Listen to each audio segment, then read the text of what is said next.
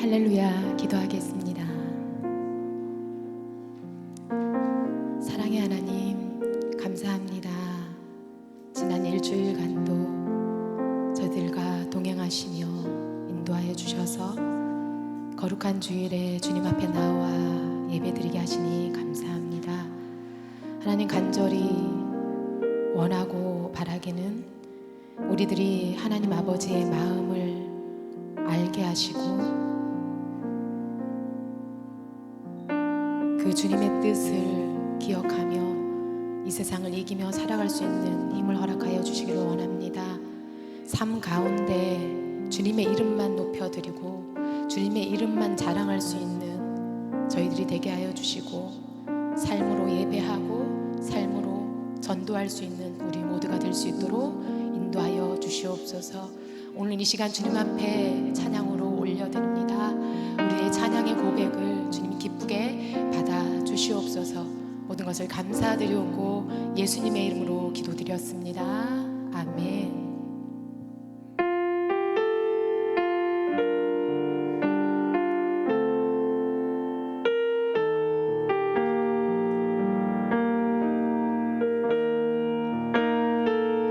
사랑하는 나의 아버지,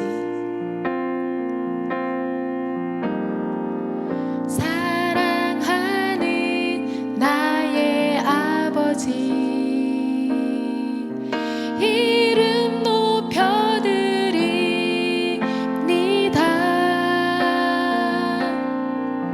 주의 나라 찬양 속에 임하시니 능력에 주께 찬송하는 전능하신 하나님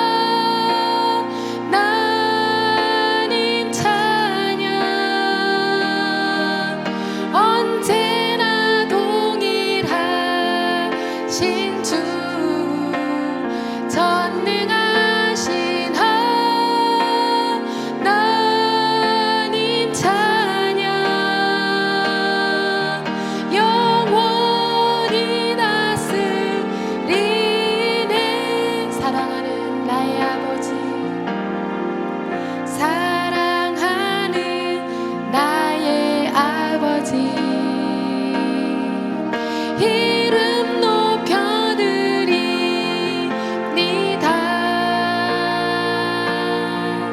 주의 나라 찬양 속에 임하시니 능력에 주께 찬송하는 전능하신 하나님 찬양, 언제나 동일하신 주 전능하신 하나님 찬양, 영원히 다스리네. 처음부터 다시 고백합시다. 사랑하는 나의 아버지, 이름 높여드립니다.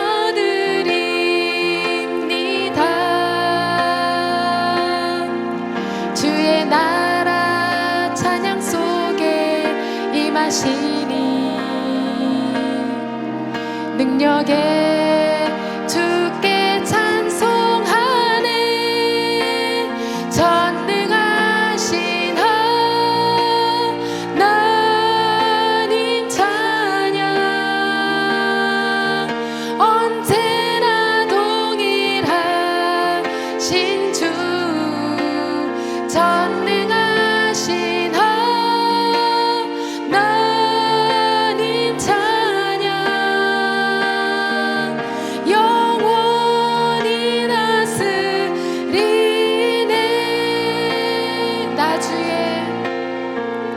나 주의 이름 높이리, 나 주의 이름 높이리. 하늘 높이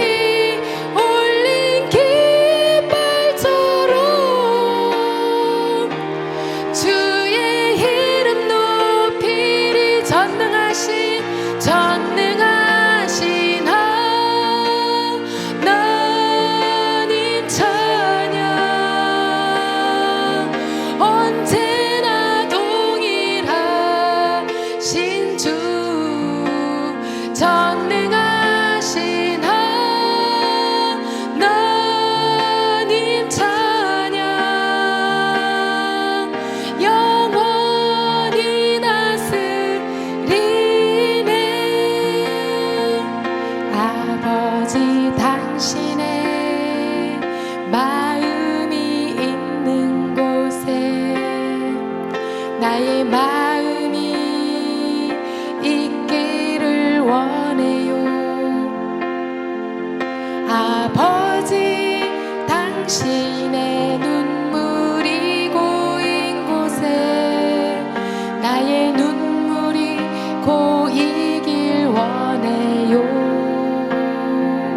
아버지 당신이 바라보는 영혼에게 나의 두 눈이 향하길 원해요. 아버지 당신이 울고 있는 어두운 땅에 나의 두 발이 향하길 원해요. 나의 마음이 아버지의 마음 알아.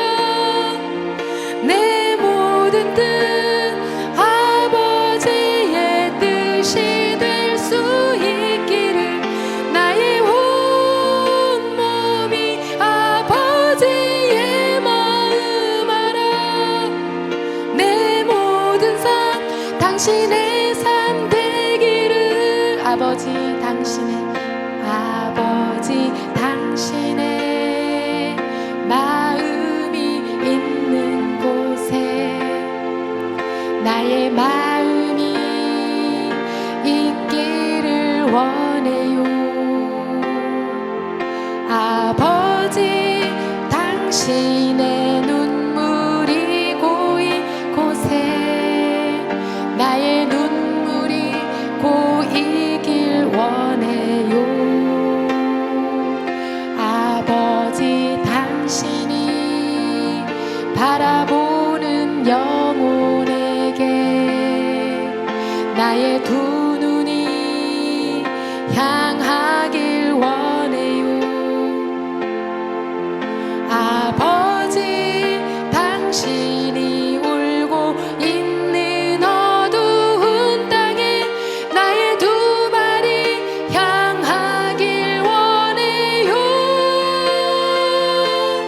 나의 마음이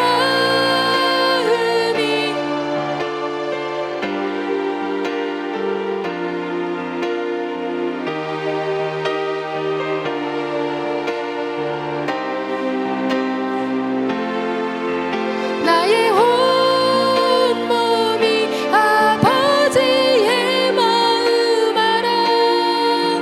내 모든 삶 당신의 삶 때. 마지막으로 나의 마음이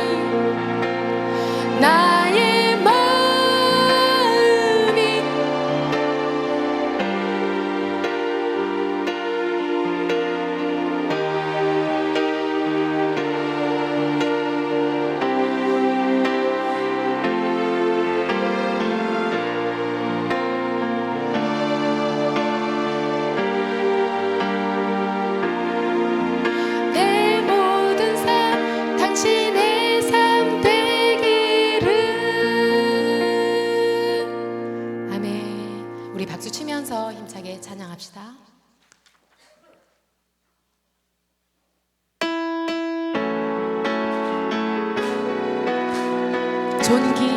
존귀하신 주,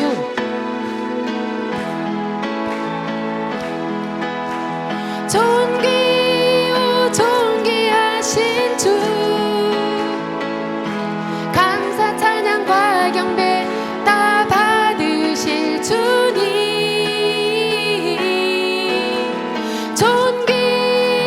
존귀하신 주,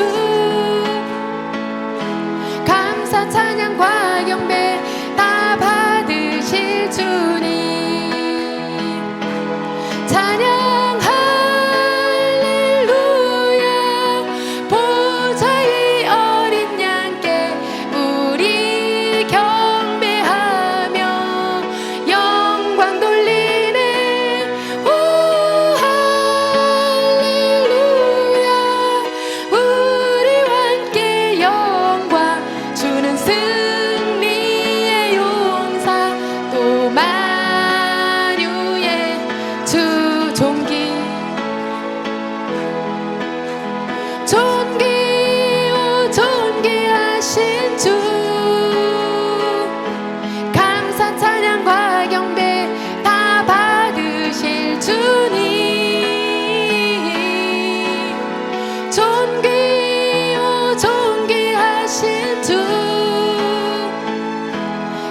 감사 찬양과 경배 다 받으실. 다시 한번 고백합시다. 존귀 존귀 오 존귀하신 주, 감사 찬양과 경배 다 받으실 주님. 존귀 오 존귀하신 주, 감사 찬양과 경배 다 받으실 주님. 찬양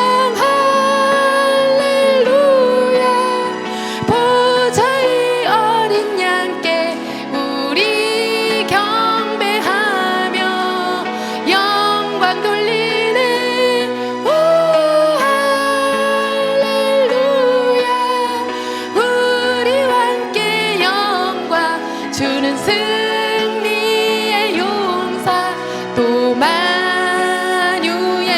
우리 다시 한번 고백할까요? 존귀 오 존귀 존귀 오 존귀하신 주, 감사 찬양과 경배 다 받으실 주님. 존귀 오 존귀하신 주, 감사 찬양과 경배 다 받으실 주님. 찬양 할렐루야, 보좌 위 어린 양께 우리 경배하며 영광 돌리네.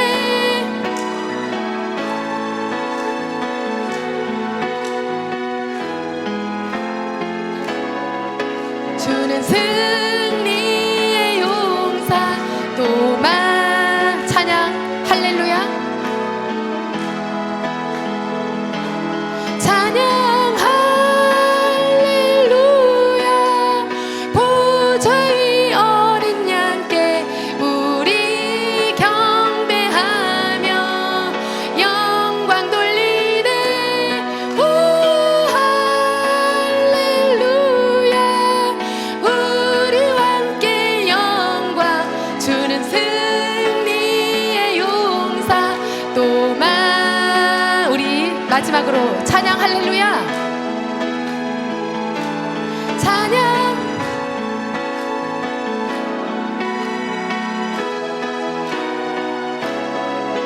우리 경배하며 영광 돌리네.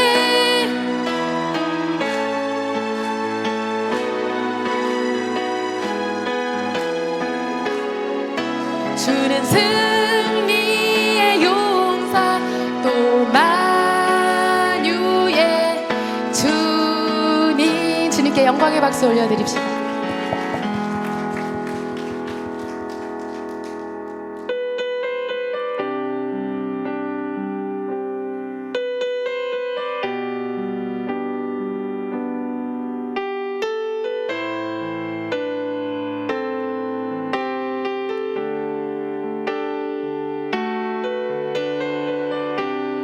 이 시간 십자가의 보혈을 의지하여 나아가겠습니다.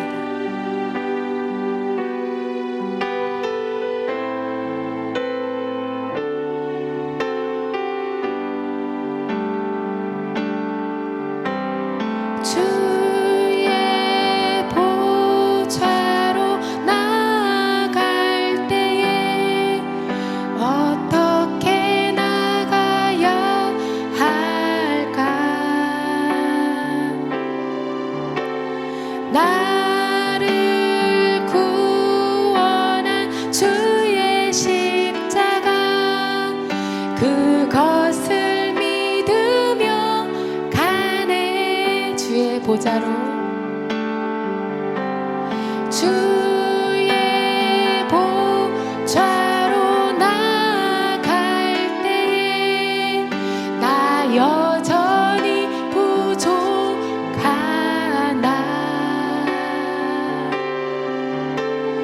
나를 품으신 주의 그 사랑, 그것을 믿으며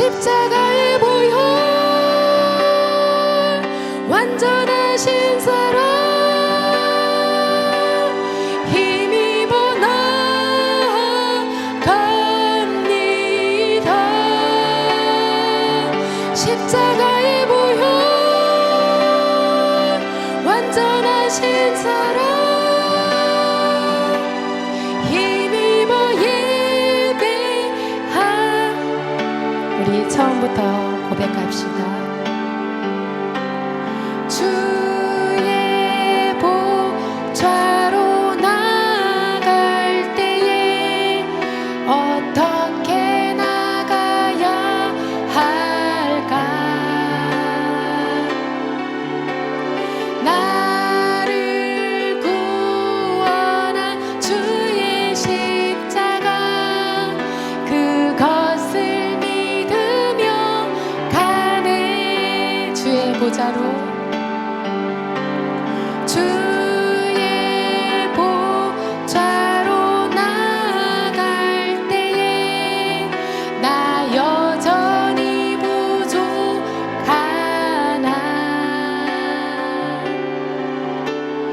나를 품으신 주의 그 사랑 그것을 믿으며 가네. 자격 없는 내 힘이 아닌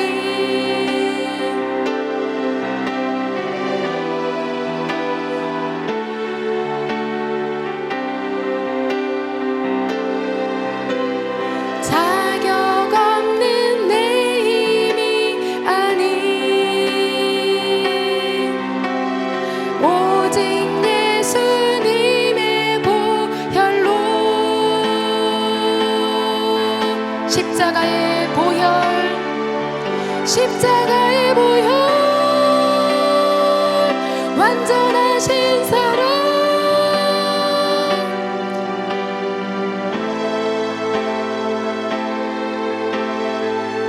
십자가의 보혈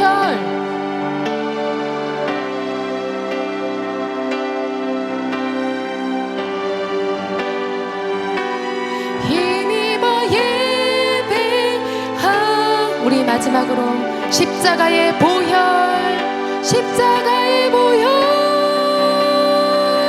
완전하신 사랑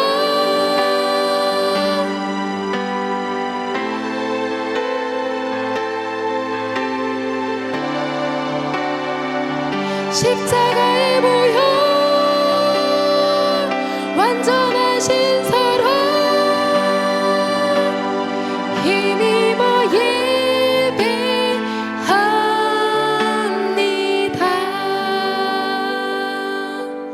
아멘. 우리 옆 사람분들과 잠시 인사 나누도록 하죠. 네. 행복하십시오. 성령 충만하십시오. 이렇게 인사하겠습니다. 네. 여러분 삶 가운데서 하나님께서 늘 돌봐주심으로 인하여서 주님께서 주시는 그 축복과 은혜가 항상 함께하기를 예수님의 이름으로 축원드립니다. 네. 제가 이전에 그 일본에 단기 선교를 갔을 때 단기 선교를 마치고 나서 마음 가운데서 몇 가지 의문이 드는 것이 있었습니다. 그 중에서 어떤 것이 의문이 들었었는가 하면은 왜 하나님께서 그 일본 땅 가운데서는 하나님의 부흥의 역사를 일으켜 주시지 않고 거기에서는 많은 자들을 구원하지 않으시고 특별히 한국 땅을 사랑하여 주시어서 한국 땅 가운데서 많은 교회를 세우시고 많은 하나님의 열심 있는 자들을 불러 모아 주시어서 하나님의 백성으로 삼아 주셨는가? 그 부분에 참 많이 의문이 들었습니다. 그 이유가 왜 그런가 하면은 우리나라 가운데서도 여러분 많은 핍박이 있었던 나라이지 않습니까? 그래서 이 땅 가운데서 일제 시대를 지나면서 그리고 6.25 시대를 지나면서 많은 순교자의 피가 흘려진 땅이 바로 이 땅인 것을 여러분이 너무나 잘 아실 거예요. 여러분 그런데 이런 일들이 그 한국 땅에만 일어난 것이 아니라 일본 땅에도 이렇게 일어났습니다. 일본 땅 가운데서도 일본 역사를 바라보면은 기독교를 정말 아주 무시무시하게 핍박을 한 그런 핍박의 역사들이 있음으로 인하여서 거기에 피가 굉장히 많이 흘려진 땅이 바로 이 일본 땅임을 알 수 있습니다. 그래서 여러분 이 막부 시대 때 그 5인 체제로 이 감시 체제가 이루어진 것이죠. 그래서 거기에서 제일 처음으로 그 천주교가 전해졌을 때 그 땅 가운데서 많은 자들이 그 예수님을 믿기 시작하였습니다. 그런데 그 가운데서 어떤 일들이 일어나냐면, 5인으로 묶은 다음에 5인 가운데서 한 사람이 예수님을 믿는다 하면은 그 밀고한 사람 외에 모든 사람들이 엄한 처벌을 받는 그런 시스템을 만들어 놓은 것입니다. 그런데 그것으로 인하여서도 안심이 되지 않았는지, 그때 이 이후로 1695년 6월에는 그리스도단 친족 개종령이라고 하는 이 명령을 내렸습니다. 여러분, 이것이 무엇인가 하면은 바로 한 가족 안에 교인 한 사람만이라도 발견이 되면 전 가족을 그리스도단이다 이렇게 딱지를 붙이는 것입니다. 그러고 나서 결혼한 사람일 경우에는 그 양가에 표시를 붙여서 특별 경계를 하도록 한 것이죠. 그렇게 하면서 남자일 경우에는 친자손의 7대까지 감시를 하도록 하고, 여자인 경우라면 친자손 4대까지 감시를 하는, 굉장히 아주 대대를 이어서 이렇게 감시를 하는 체계를 만들어 놓은 것입니다. 그러고 나서 거기에서 이제 제대로 따르지 않는 많은 자들에 대해서 처형을 하는데, 이런 박해로 인하여서 일본 땅에 몇 명이 그때 이렇게 죽었는가 하면은 약 20만 명 정도의 순교자가 나왔다고 역사가 기록되고 있습니다. 여러분, 그러니까 엄청나게 순교자가 많이 나왔죠. 모르겠습니다. 우리나라 이 땅 가운데서는 몇만이 이렇게 나왔는지 모르겠는데 20만 이상이 나왔을지 모르겠습니다. 어찌되었든지 우리나라 가운데서도 정말 일제시대 때 많은 자들이 핍박을 당하고 6.25 때 많은 순교자들이 나옴으로 인하여서 몇만 단위로는 나왔을지는 모르겠지만 굉장히 많은 수가 순교를 당하는 것은 분명하죠. 여러분, 그런데 그것이 이상한 것이 무엇인가 하면은 바로 이렇게 똑같이 핍박을 당하고 순교를 당하였는데, 이 일본 땅 가운데서는 지금은 그 복음화율이 1%도 되지 않죠. 그런데 1%도 거기에서 모든 이단까지 포함하여 가지고 1%도 되지 않는 것입니다. 그 가운데서 천주교를 빼고, 그리고 또한 거기에서 여러 이단들을 제외하면은 약 한 30만에서 50만 정도, 그 정도의 인구가 예수님을 믿는 참다운 백성이라고 말할 수 있을 정도로 일본의 기독교는 정말로 참담합니다. 여러분, 우리 여의도 순복음교회만 해도 그 이전에, 지금은 모르겠습니다. 이전에 보면은 출석 인원들이 한 70만 정도로 이렇게 여겨지지 않습니까? 그러니까 여러분, 여의도 순복음교회 한 그 교회의 인구만도 못한 그 인구가 일본 전체의 크리스천이라는 것입니다. 여러분, 그러니까 그것을 바라보면서 저는 참 의문이 들었습니다. 어떻게 똑같이 이렇게 하나님 안에서 피를 흘린 순교자들이 있었는데, 일본에는 이렇게 순교자들의 피가 흘림에도 불구하고 기독교가 이렇게 흥왕하지 못하고 한국 땅에는 이렇게 흥왕했을까, 그런 생각이 들었습니다. 이 생각이 더욱더 굳어지게 된 것 중에 하나가 무엇이었는가 하면은, 그 일본 선교를 하면서 거기에서 노숙자 사역을 하였습니다. 거기 이제 도쿄에 가면은 우에노 공원이라고 하는 굉장히 널찍한 공원이 이렇게 나오죠. 근데 거기에서 노숙자들이 모여서 이렇게 있는 곳이 있는데, 그쪽에 이 선교사님이 매주일 날 방문하면서 그쪽에서 이제 사역을 하시는 것입니다. 근데 우리도 그 선교팀에 가가지고 여러 가지 식사를 대접하기 위해서 음식을 마련해 가지고 그 노숙자들에게 대접을 드렸습니다. 근데 대접을 하는데 제가 놀랬던 것이 무엇이냐면, 노숙자 분이신데도 너무나도 질서가 정연하신 거예요. 그래가지고 이렇게 그 배식을 하는데 아주 적연하게 그 줄을 딱 서서 그 식판을 딱 들고 대기를 하면서 아무 이야기도 하면서 조용히 대기를 하는 것입니다. 그런데 여러분, 제가 그 한국에서 이렇게 사역을 할 때 때때로 어디에 나가면 서울역 같은 데 노숙자 이렇게 나갔습니다. 노숙자 가운데 나가서 이렇게 하면은 그 노숙자분들이 굉장히 험하십니다. 험하셔가지고 막 양말 같은 거 이렇게 나눠주면은 막 우르르 몰려와가지고 놔둬달라고 하면서 막 소리를 지르면서 막 이렇게 하고, 어떤 분들 같은 경우에는 그걸 품질을 좋지 않으면은 그거 좋지 않다고 막 그거를 막 이야기하시는 그런 분들도 계세요. 그런데 일본인 노숙자는 좀 다르더라고요. 예, 그렇게 아주 질서 정연하게 줄을 딱 지키고, 근데 앞에 이제 다 음식이 이렇게 나눠졌는데 앞줄에서 딱 끊기면은 한국 분들은 어떠십니까? 막 소리를 지르죠. 막 소리를 지르면서 이것밖에 준비를 하지 않았느냐 막 이런 분들 이렇게 계신데, 근데 그분들은 앞에 배식이 딱 끊기면은 조용히 뒤로 돌아서서 아무 말 안 하고 뒤로 돌아서십니다. 그리고 그 음식을 다 먹고 난 다음에 자기들끼리 또 질서정연하게 딱 그 남은 그릇을 아주 반듯반듯하게 줄을 맞춰 가지고 그거를 정연하게 그거를 질서를 지켜 가지고 그거를 이렇게 놓는 거를 바라보면서, 아, 일본인들은 이 질서 의식에 대해서는 노숙자들도 다르구나, 그것을 느낀 것이죠. 그러면서 그때 이렇게 다녀오고 나서 제가 선교사님께 그런 소감을 이렇게 드렸더니 선교사님이 또 한 가지 이야기를 하시더라고요. 일본인들은 그 노숙자라도 다 통장을 갖고 있다고 합니다. 근데 통장 가운데서 우리나라 돈으로 이 수천만 원 정도의 통장을 그 안에 그 예금을 하고 있다고 이렇게 들었습니다. 그런데 그것을 죽을 때까지 절대로 건드리지 않는 통장이라고 해요. 근데 왜 그런가 이렇게 들어봤더니 무엇이 하면 노숙자분들이 거기에서 노숙을 하시다가 병이 들어서 객사하거나 죽게 되는 그런 때가 있지 않습니까?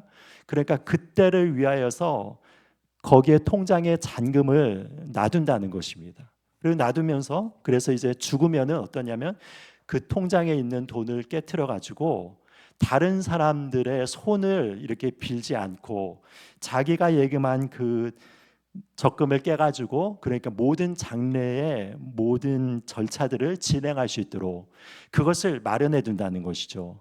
여러분, 그래서 그거는 절대로 어떤 일이 있어도 그 사람들이 그 적금을 손을 대지 않는다는 얘기를 들었습니다. 여러분, 그러면서 제가 정말 놀랐습니다. 이 정도로 이게 철저한 민족이구나, 다른 사람에게 피해를 주기를 정말로 싫어하는 민족이구나, 이런 것을 생각을 하면서 또 의문이 드는 것이 그런 의문이죠. 하나님께서 이런 철저한 일본 민족들을 사랑하여 주셔서 정말로 이 땅 가운데서 부흥을 일으켰다면, 그래서 이들이 그렇게 철저하게 하나님을 믿었다면은 정말로 어떤 역사가 일어났을까를 생각을 하면서 다시 의문이 드는 것이, 왜 하나님께서는 일본을 택하지 아니하시고 이 한국을 택하여 주시어서 이렇게 이 땅 가운데서 부흥을 주셨을까에 대한 그런 생각들을 들었습니다. 근데 여러분, 이렇게 아무리 생각을 해도 이것이 해답이 나오지 않는 이야기인 것이죠. 여러분, 이것을 어떻게 생각을 할 수 있겠습니까? 하나님께서 왜 일본 민족을 택하지 않고 이 한국 민족을 택하여 주셔서 열방 가운데서 이 작은 나라에서 이렇게 많은 선교사를 보내면서 하나님의 은혜의 복음을 전하게 하셨는지, 여러분, 이것은 아무리 고민해 봐도 알 수가 없는 것입니다. 여러분, 그것이 무엇입니까? 하나님의 선택이라는 것입니다. 하나님께서 우리 민족을 그냥 사랑하시기로 결정을 하신 것이죠. 그래서 그 은혜를 주신 것이죠. 그래서 여러분, 이 선교 역사를 이렇게 살펴보아도 우리나라처럼 이 짧은 기간 동안에 이런 부흥의 역사들이 겹겹이 나타남으로 인하여서 이렇게 한 나라가 정말 메이저 종교가 바뀔 정도로의 역사가 일어난 것들은 이 선교사를 통틀어도 몇 되지 않는 그런 기적의 역사가 일어난 것입니다. 그것이 바로 하나님의 은혜인 것이죠. 그것이 바로 하나님의 선택의 섭리인 것입니다. 제가 좋아하는 그 시인 중에서 여러분, 송명희 시인이 있습니다. 여러분들도 잘 아실 거예요. 송명희 시인은 여러분 잘 아시죠? 그분이 어릴 적부터 이렇게 뇌성마비에 걸리심으로 인하여서 정말로 그 말하기도 너무나도 불편하시고 시를 쓰는데 이렇게 움직이는 게 너무 힘드셔가지고 한 글자를 쓰시는데 굉장히 힘들어하시면서 그 시를 쓰지 않으십니까? 그런데 그 시의 내용을 보면은 너무 아름다운 시를 많이 남겨서 제가 이 송명희 시인분의 시집을 많이 사서 읽었습니다. 그런데 그 중에서 제가 가장 좋아하는 시 중에 하나가 바로 내가 너를 사랑함이라 라고 하는 이 시입니다. 여러분들께 이 시를 소개시켜 드립니다. 나는 너를 사랑하리라. 나는 너를 사랑하리라. 내가 너를 사랑하는 것은 내가 다른 사람보다 나아서가 아니라 내가 너를 사랑하는데 내가 너를 사랑하는 이유는 내가 죄를 짓지 않아서가 아니라 내가 너를 못 잊어하고 사랑하는 까닭은 내가 너를 영원히 사랑함이라. 내가 너를 사랑하며 영원롭게 하는데 누가 너를 정죄하리요 욕되게 하리요 아무도 너를 만질 수 없음은 내가 너를 사랑함이라. 여러분, 이것이 무엇이냐면 바로 송명희 시인의 하나님의 사랑을 노래한 이 시가 되겠습니다. 여기에 보면은 하나님께서 사랑하시는데 그것이 무엇 때문에가 아니라고 보냐면 다른 사람보다 나아서 너를 사랑하는 것이 아니다라고 얘기를 하는 것이죠. 내가 너를 사랑하는 이유가 내가 죄를 짓지 않아서 너를 사랑하는 것이 아니라라고 이렇게 이야기를 하는 것이죠. 그것이 아니라 무엇입니까? 내가 너를 못 잊어하고 사랑하는 까닭은 내가 너를 영원히 사랑하기로 결정했기 때문이라고 이야기를 하는 것입니다. 여러분, 그러니까 하나님께서 우리를 택하신 그 이유들에는요, 그 이유가 없는 것이죠. 그냥 우리를 사랑하여 주시어서 택하여 주셔서 그 영원하고 절대적인 사랑으로 우리를 사랑하시기로 택하셨기 때문에 사랑을 하시는 것입니다. 여러분, 이유가 없는 것이죠. 그것이 바로 하나님의 선택이라고 이야기를 하는 것입니다. 그렇게 이야기를 하면서 지금 이 선택의 그 신비함에 대해서 지금 이 사도 바울이 이렇게 이야기를 하는데 이 부분에 대해서 하나님의 주권에 대해서 어떤 이야기를 하는가? 여기 보니까 토기장이에 대한 부분들에 대해서 이야기를 하고 있습니다. 19절부터 21절 말씀에 이렇게 나와 있습니다. 혹 내가 내게 말하기를 그러면 하나님이 어찌하여 허물하시느냐 누가 그 뜻을 대적하느냐 하리니 이 사람아 내가 누구이기에 감히 하나님께 반문하느냐 지음을 받은 물건이 지은 자에게 어찌 나를 이같이 만들었느냐 말하겠느냐 토기장이가 진흙 한 덩이로 하나는 귀 있을 그릇을 하나는 천이 있을 그릇을 만들 권한이 없느냐라고 이렇게 나오는 것입니다. 여러분, 토기장이가 이 그릇을 만드는 것을 여러분이 보셨죠? 이 물레 같은 거를 돌리지 않습니까? 그래서 손으로 이렇게 빚어 만드는데 여러분, 이 구절이 예레미야에서 이렇게 등장을 하는 것입니다. 예레미야에서 18장에 보면은 여기에 대한 배경이 나오는데 여러분, 이 말씀이 어떤 것을 배경으로 하며 나오는가 하면 바로 이 이스라엘 백성들이 하나님의 뜻을 멀리함으로 인하여서 하나님 앞에 징계를 받도록 하나님께서 예정하신 것을 보게 되는 것입니다. 이스라엘 백성들이 너무나도 말을 듣지 않고 범죄를 하고 그리고 또한 그 가운데서 우상 숭배를 하니까 하나님께서 예레미야에게 명령을 내리십니다. 그러면서 내가 토기장이의 집에 내려가라. 거기에서 내가 너에게 할 말이 있다라고 이렇게 하니까 거기서 내려가는 것을 보니까 토기장이가 거기에서 진흙 한 덩이를 위에 올리고 물레를 열심히 돌리면서 그러면서 그것을 빚고 있는 것을 이렇게 이야기를 하는 것이죠.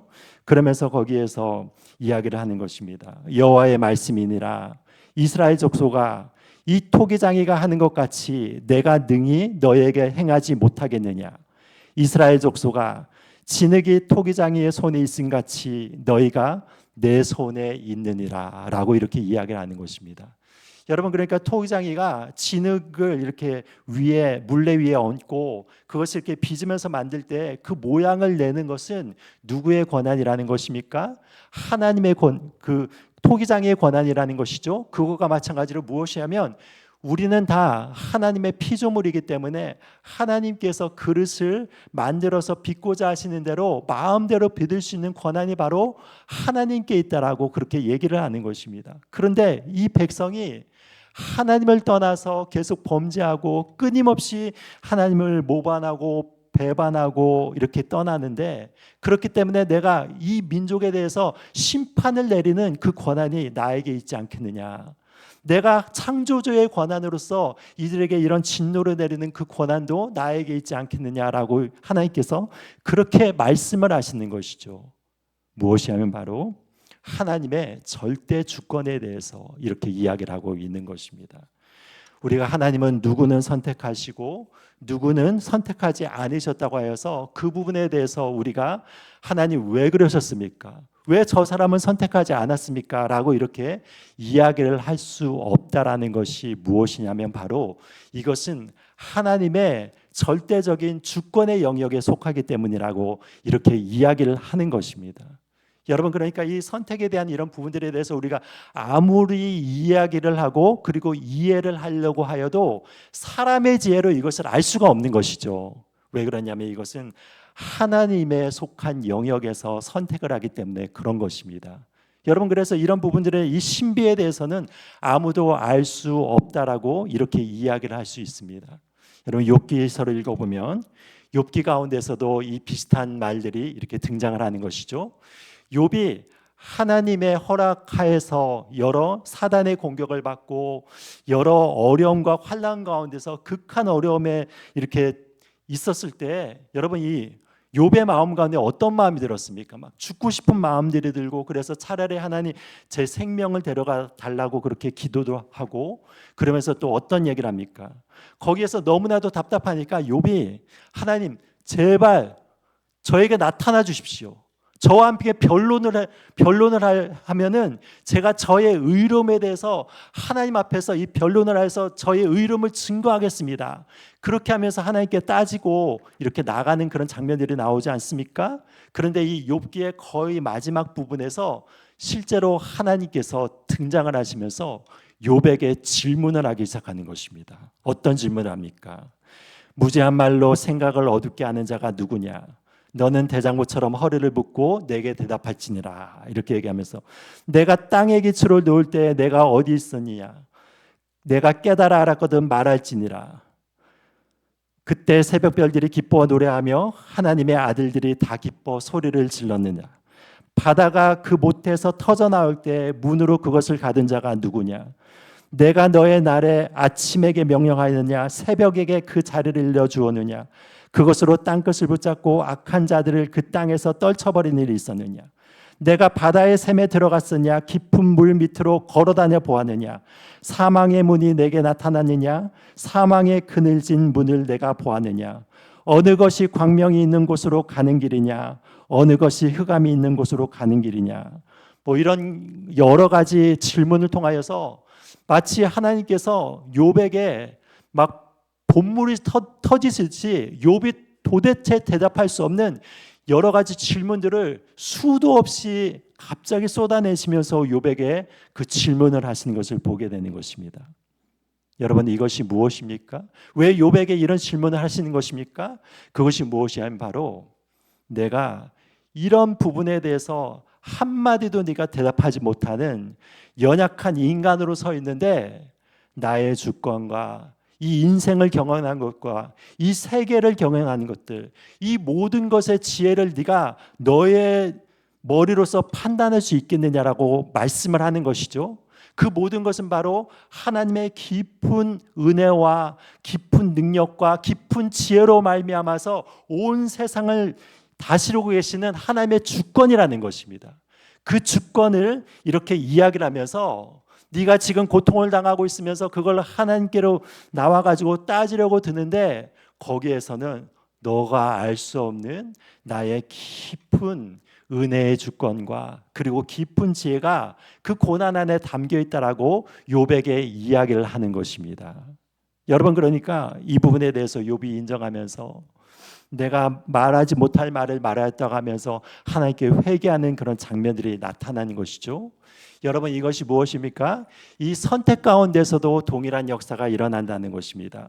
하나님께서 우리를 왜 선택하셨는지 모릅니다. 그리고 다른 사람들에 대해서 아직까지 예수를 믿지 못하고 그리고 그 지옥으로 가는 그런 자들이 왜 하나님께서는 그들에게 우리와 동일한 은혜를 베풀어 주시지 않았는지에 대해서 우리는 알 수 있는 길이 없다는 것입니다. 그렇지만 이 모든 것은 하나님의 지혜와 하나님의 주권과 하나님의 영역에 따라서 하나님께서 일을 하시는 방식이라고 이야기를 하고 있는 것입니다. 그러면서 이 부분에 대해서 다시 한번 이런 부분을 설명을 하는데, 이스라엘 백성들이 이때 당시에 그 사도 바울이 복음을 전했을 때 대다수의 이스라엘 백성들은 이 복음을 받아들이지 않았음으로 인하여서 여러분 그 복음에서부터 멀어지지 않았습니까? 그래서 이런 부분들에 대해서 질문하는데 하나님의 그 은사와 부르심에는 후회가 없다고 얘기하고 그 하나님의 사랑으로 한 번 선택을 하시면은 어떠한 피조물이라도 그 사랑에서 끊을 수 있는 자가 없다라고 얘기했는데 왜 선택을 받은 이스라엘 백성들은 그렇게 하나님을 대적하여서 복음을 대적하며 나가고 있느냐 그런 질문을 하는 데 대해서 지금 다시 한번 답변으로 어떤 답변을 지금 하고 있는가가 여기에 나와 있는 것입니다. 그 답변이 무엇인가 하면은 이스라엘 백성들이 하나님의 선택을 받았다고 하여도 그 가운데서 또한 택하심을 받은 자들은 거기에서 또 일부분이라고 얘기를 하는 것입니다. 부르심을 다 받았다고 해서 선택을 다 받았다라고 이야기를 할 수가 없다는 것이죠. 그 원리가 무엇이냐면 이방인을 부르신 하나님의 원리이시고 그리고 또한 유대인과 이스라엘을 부르신 하나님의 원리도 이것이 동일하다라고 이렇게 이야기를 하고 있는 것입니다. 그래서 첫 번째로 이 이방인에 대한 부분들에 대해서 이야기를 하는 것입니다. 23절 이하를 보면 이렇게 나와 있습니다. 또한 영광 받기로 예비하신 바 긍휼의 그릇에 대하여 그 영광의 풍성함을 알게 하고자 하셨을지라도 무슨 말을 하리요? 이 그릇은 우리니 곧 유대인 중에서뿐 아니라 이방인 중에서도 부르신 자니라 라고 이렇게 이야기를 하는 것이죠. 그러니까 여기에서 23절에 나온 그 부분 그 영광의 풍성함을 알게 하고자 택하신 그릇이 있는데 그 그릇이 누구라고 얘기를 하는 것입니까? 바로 우리들이라고 얘기를 하면서 그 우리들 안에는 유대인도 있을 뿐만이 아니라 여기 보니까 이방인 중에서도 부르신 자들이 따로 있다는 것입니다. 그러니까 여러분 이방인 가운데서도 부르신 자가 있고 유대인 가운데서도 부르시는 자가 있어서 바로 하나님의 긍휼의 그릇으로 부르시는 자는 바로 이방인과 유대인 가운데서 그 특별히 택하신 자가 동일한 원리로 택하신다라고 이렇게 이야기를 하는 것입니다. 그러면서 이 이방인에 대해서 우선적으로 얘기합니다. 25절 이하에 이렇게 이야기합니다. 호세아의 글에도 이르기를 내가 내 백성 아닌 자를 내 백성이라 사랑하지 아니한 자를 사랑한 자라 부르리라.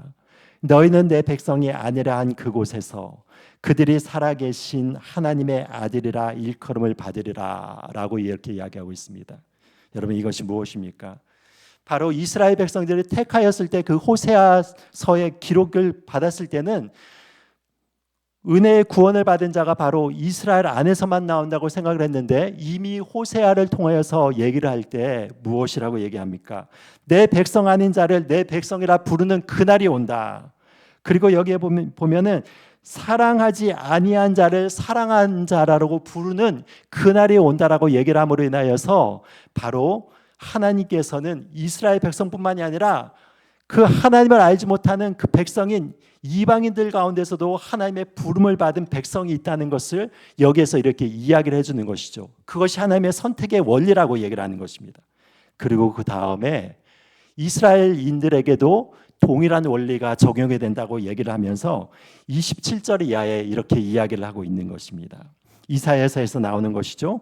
이사야가 이스라엘에 관하여 외치되 이스라엘 자손들의 수가 비록 바다의 모래와 같을지라도 남은 자만 구원을 받으리니 주께서 땅 위에서 그 말씀을 이루고 속히 시행하시리라 하셨느니라. 또한 이사야가 미리 말한 바 만일 만군의 주께서 우리에게 씨를 남겨두지 아니하셨더라면 우리가 소돔과 같이 되고 고모라와 같았으리라 함과 같으니라. 이렇게 나오는 것입니다. 여러분 그러니까 이스라엘 백성들을 하나님께서 집단으로 이렇게 부르셨음에도 불구하고 그 가운데서 여러분 모든 사람이 구원을 받았습니까? 그렇지 않은 것이죠. 그런 것이 아니라 무엇이 하면 바로 이스라엘 가운데서 그 남은 자라고 하는 특정한 자가 있었다는 것입니다. 그래서 이사야 시대에서도 많은 사람들이 하나님을 섬긴다고 하였지만 진실로 하나님을 섬기는 자들이 소수였기 때문에 이들을 통하여서 이들을 무엇이라고 부릅니까? 남은 자라고 얘기하고 그리고 그루터기라고 하는 표현을 씁니다. 그래서 여러분 이 그루터기를 통하여서 하나님께서 작은 소수를 남겨두시고 이 하나님의 참 백성을 통하여서 이스라엘의 구원의 역사들을 계속 진행해 가시는 것이 바로 무엇이냐면 하나님의 섭리라는 것이죠. 여러분, 그래서 여기에서 또한 이사야가 어떻게 얘기를 하고 있습니까?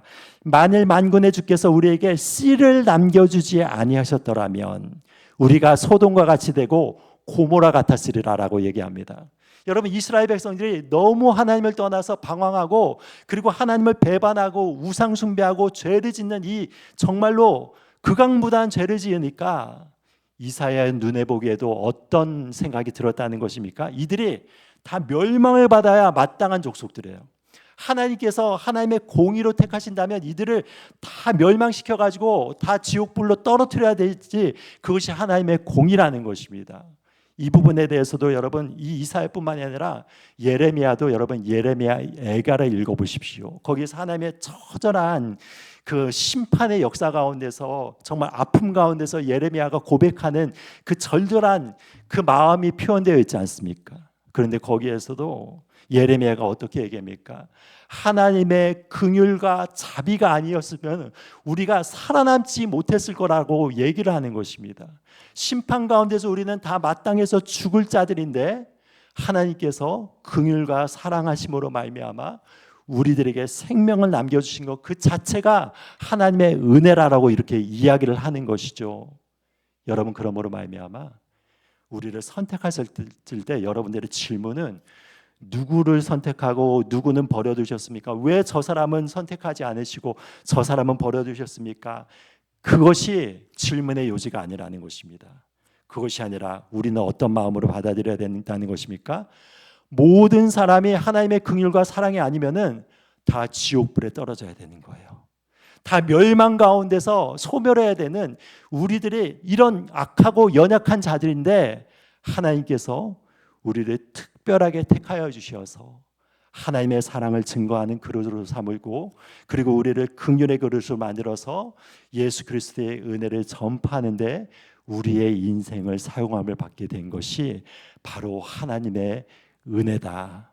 그것이 바로 하나님의 선택의 은혜라는 것을 사도 바울이 우리에게 이렇게 알려주고 있는 것입니다.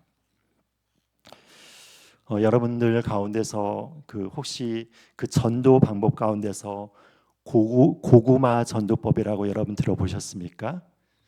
예, 고구마 전도안으로 이 김기동 지금은 목사님이 되셨죠. 이분이 굉장히 유명하지 않습니까? 여러분, 이 고구마 전도법이라는 것이 무엇인가 하면 여러분, 우리도 고구마를 이렇게 찌다 보면은 그 고구마가 제대로 익었나 안 익었는가를 어떻게 합니까, 여러분? 네, 한번 이렇게 푹 찔러 보죠. 그래서 그 젓가락 같은 거를 봐서 이렇게 푹 찔러 봐가지고 그것이 잘 들어가면 어떻습니까? 잘 익었다는 것을 알고, 그런데 들어가다가 딱 걸려요. 그러면 어떻습니까? 덜 익었다는 걸 알잖아요. 그러니까 여러분, 우리가 전도할 때도 이분이 얘기를 하는 것이 이 고구마의 원리와 마찬가지라는 것입니다. 어찌되었든지 우리가 전도를 할 때 무엇이 하면 찔러 봐야 된다는 것이죠, 여러분. 그래서 물어보면서 내가 이 예수님을 믿으니까 너무나 좋습니다 하면서 이 복음에 대해서 이렇게 증거하면서 이렇게 할 때 그것이 막 거부감이 들 때는 어떻다는 것입니까? 찔러 보았잖아요. 그러니까 안 들어가니까 아직 덜 익었구나 해서 나오고, 그런데 복음을 딱 전했을 때 그것을 수용적으로 받아들이는 그런 사람이 있다는 것이죠. 그러면 어떻습니까? 복음을 적극적으로 전하면서 그러면서 그 복음에 대해서 전하는데 우리가 그 사람을 반드시 전도시켜야 된다, 그런 마음을 내려놓으라는 것입니다. 그것이 아니라 무엇이냐면 하나님께서 준비한 그런 사람들이 있다는 것이죠. 그래서 복음을 일단 듣든지 안 듣든지 전하면은 거기에서 고구마가 그 꼬챙이에 쑥 들어가듯이 그렇게 잘 들어가서 잘 익은 고구마들이 있다는 것입니다. 여러분, 그런데 어떤 사람들은요, 아무리 찔러도 딱딱한 고구마처럼 절대로 들어가지 않는 그런 사람들이 있다는 것이죠. 그것이 누구의 주권이라는 것입니까? 하나님의 주권이라는 것입니다. 우리가 전도할 때 그런 마음을 가지고 있는데 여러분, 그것을 통하여서 무엇을 아는가 하면은 여러분, 전도를 해보면은요, 정말로 희한하게도 전도하면 그 마음이 벌써 열려져 있어가지고 그 전도를 하자마자 막 눈물을 뚝뚝 흘리시는 분들이 정말 정말 드물게 만날 때도 있습니다. 여러분, 그러면 거기에서 이해가 되지 않는 것이죠. 어떻게 이렇게 복음을 전했을 뿐인데 이들의 마음이 이렇게 준비가 되어서 이렇게 쉽게 복음을 받아들인가?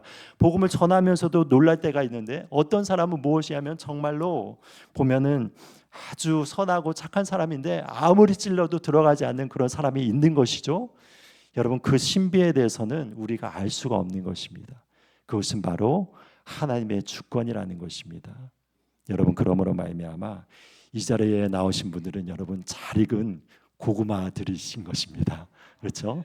그래서 여러분들께서 이 땅 가운데서 이렇게 태어나셔서 여러분의 마음을 변화시켜 주셔서 바로 이렇게 복음을 잘 이렇게 받아들이게 하신 것은 바로 하나님의 은혜라는 걸 기억하시고, 하나님의 그 은혜 가운데서 동참하신 것을 항상 감사하시면서 주님의 복음을 증거하는데 귀하게 사용을 받으시는 저와 여러분들이 되시기를 예수님의 이름으로 축복드립니다.